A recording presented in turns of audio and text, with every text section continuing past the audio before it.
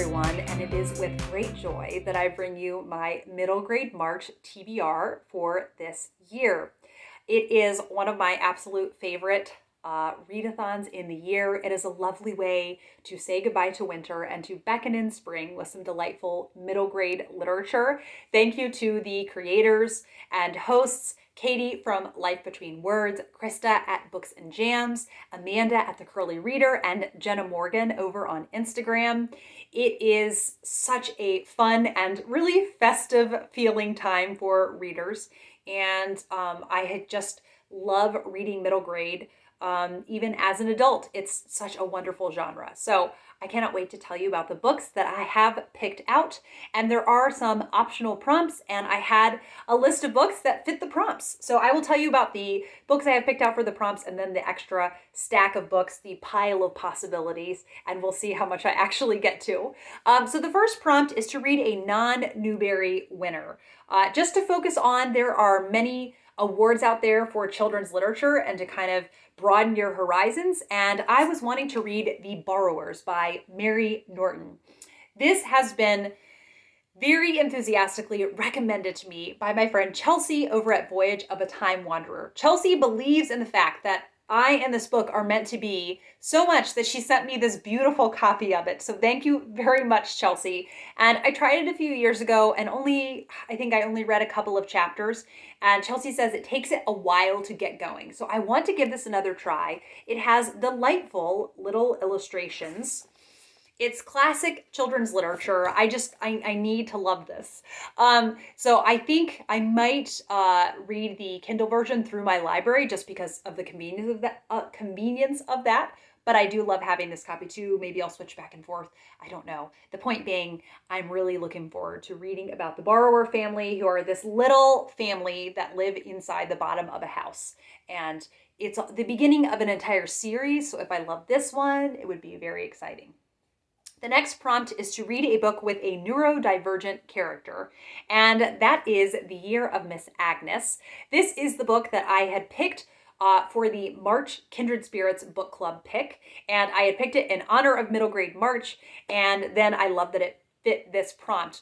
There is at least one, if not two, deaf characters in this book, and it ends up being this really special part of the plot, kind of how they are made to feel a part of the community. It's just such a special book. It's all about this little sleepy town in Alaska and a teacher from England who comes and changes everyone's lives forever while she is there.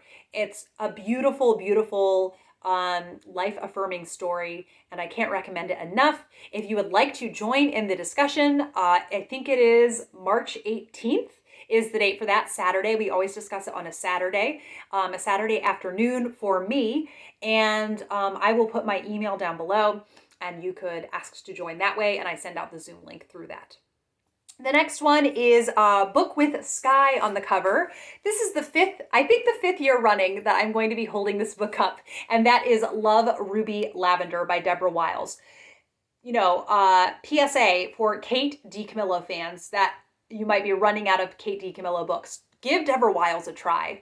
A few years ago, Katie from Life Between Words and I buddy read Each Little Bird That Sings by Deborah Wiles during middle grade March, and we both loved it so much. And it just had this really special quality about it that a lot of middle grade deals with heavier topics, but with a gentle and loving hand, and it did that. So this is set in the same county of Mississippi as Each Little Bird That Sings, but I don't think the characters know each other. But it's all about Ruby Lavender, who has a guardian, but her guardian goes away to Hawaii for, is it the summer? It just says she has up and left. So Ruby is stuck in boring old Hallelujah, Mississippi. So I am just delighted to be reading another Deborah Wiles. It is going to happen this year. And also what I love is it has a bit of a multimedia feel to it. There are newspaper articles, there are letters, and very much looking forward to reading this finally. The next prompt is read a science fiction book. Not my normal kind of thing, but I trust these hosts. Last year they picked Pony as the group read, and it was one of my absolute favorite books of the year. I would not have picked it up were it not for Middle Grade March. So their group read is a science fiction pick, and it is a Rover story. So I'm waiting for my library copy of that. I'm really excited to give it a try and branch out. And sometimes it's nice when you end up loving a book that's not your typical kind of book. It's such a breath of fresh air. So I'm feeling very optimistic about it, and hopefully I will love a Rover story. And then the next prompt and last prompt is read a book published in the last year. And I'm going to be reading The Last Mapmaker. And this is a book that I've just seen, the reviews make it seem like a book that I could love. It's set in ancient Japan, and I think the main character is trying to learn the trade of map making that her family has handed down. I think that's generally it. I don't know much more about it, but what I found out, I knew enough that I wanted to read it. So I will let you know what I think of The Last Mapmaker. Okay, then on to the TBR books that are not to do with prompts. And the first one is a Victorian children's story, and that is Moonfleet by J. Meade Falkner. So I did a October 5-star TBR predictions list, and this was on the list, so this is to encourage me even more. I thought I would save it for Middle Grade March, actually, since it is a children's book. And I know it involves smugglers and being on board a ship. It's a very adventure-filled tale, and I just know enough to know that I really want to give this a try. I'm always searching for another Treasure Island because I love Treasure Island so much. And then the next one, this is one of my dad's all-time favorite books ever. He loves it so much, and he is the one that I read Treasure Island because of. He just loves Treasure Island. And he gave me a copy of The Wheel on the School. This is about a group of children in the Netherlands who are very sad. There are no more, what kind of birds is it specifically? It's storks. So they're really sad. There are no more storks in their community, and they decide to try to bring the storks back to their town. It is all about their different ways that they try to do it, I think. So I've only read one chapter, but it was really beautiful, the first chapter. And this is definitely one of my tippity top priority ones. It is a classic I've been meaning to try for a long time.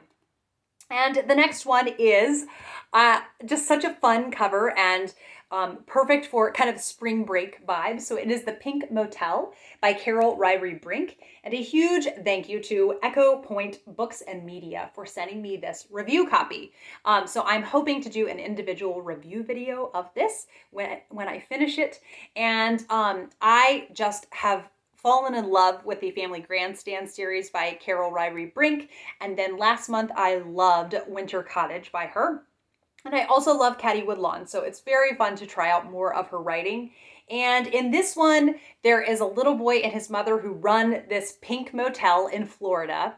And there are just a whole group of guests that come, and some of them have some mysterious things about them. I think there are some suspenseful elements in this. It is also filled with delightful pen and ink illustrations. And I cannot wait to get through this book.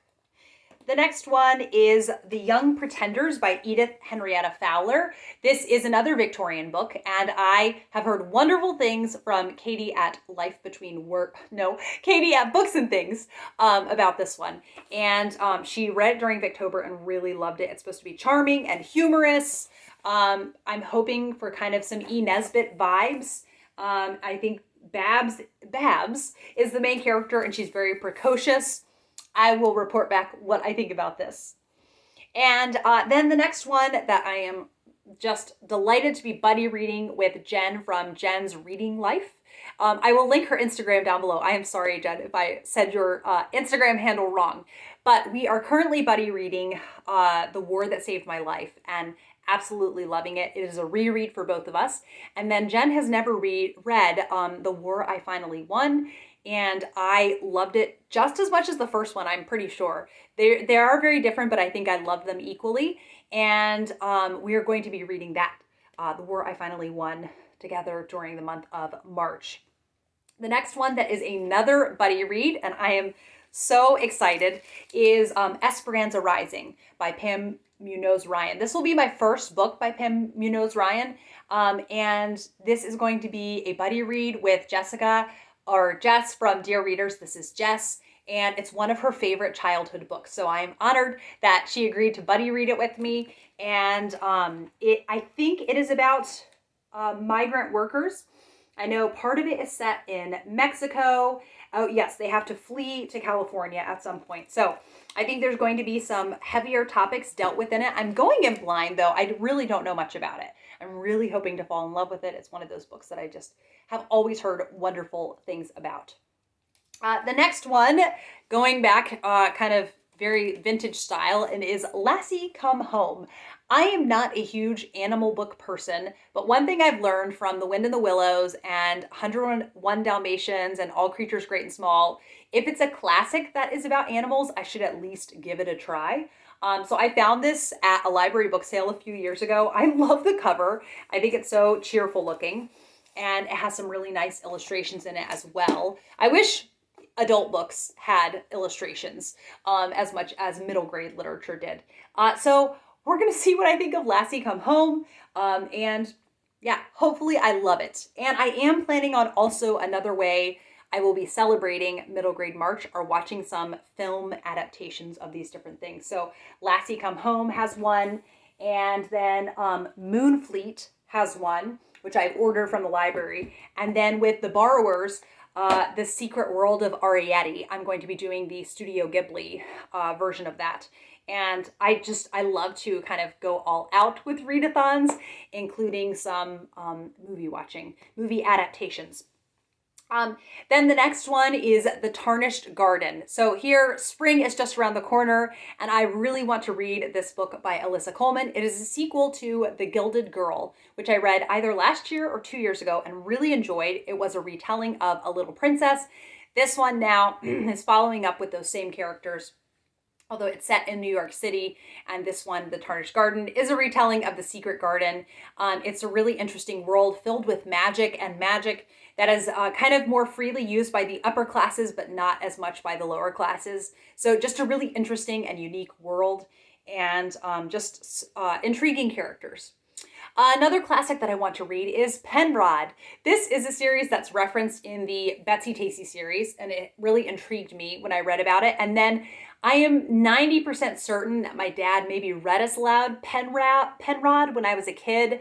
I don't know that 100% though, but I think it's supposed to be kind of a humorous book, and then there's a sequel, Penrod and Sam, and just one that I would love to get to, kind of, I think, small town adventures, and it just seems really appealing.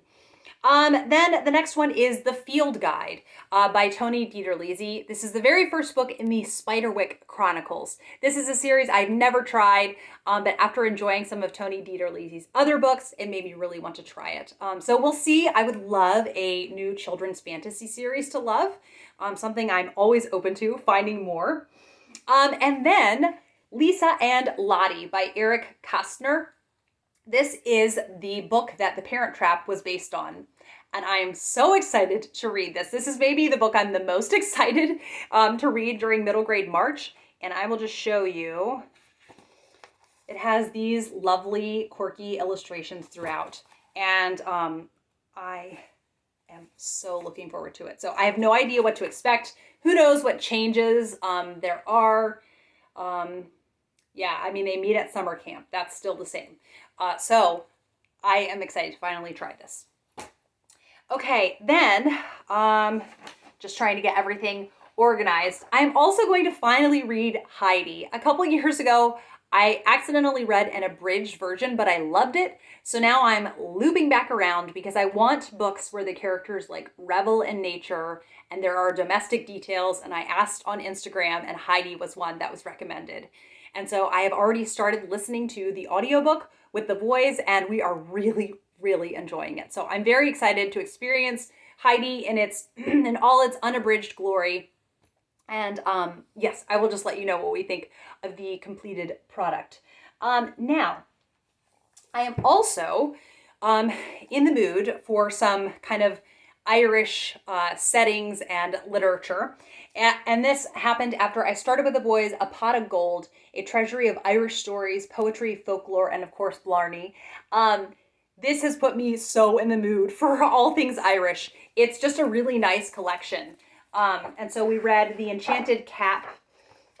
We read St. Patrick and the Salmon, The Fate of the Children of Lear. And it was such a nice, I love how each country's folklore and mythology has its own unique flavor, but I want so much. So I'm excited. I'm going to get more Irish stories, picture books from the library, one being Fiona's Lace by Patricia Polacco and a couple other ones. I'm very much just reveling in that and savoring it and going through it slowly.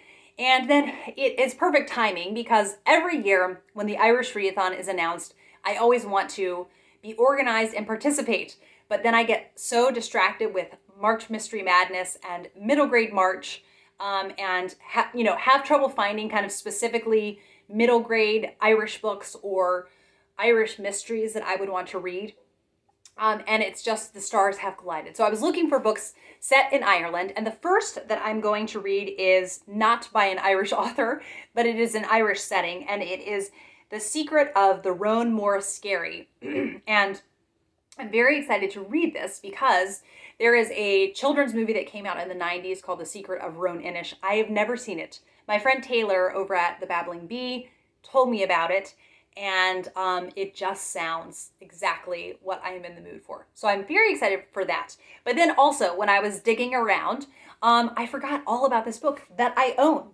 And it is The Island of Horses by Eilish Dillon. I looked up this name, so I hope I am saying it right. I think it's Eilish Dillon. And this is a New York Review Book children's classic. And it is off the remote Inish Roan. It's a few miles off the Connemara coast.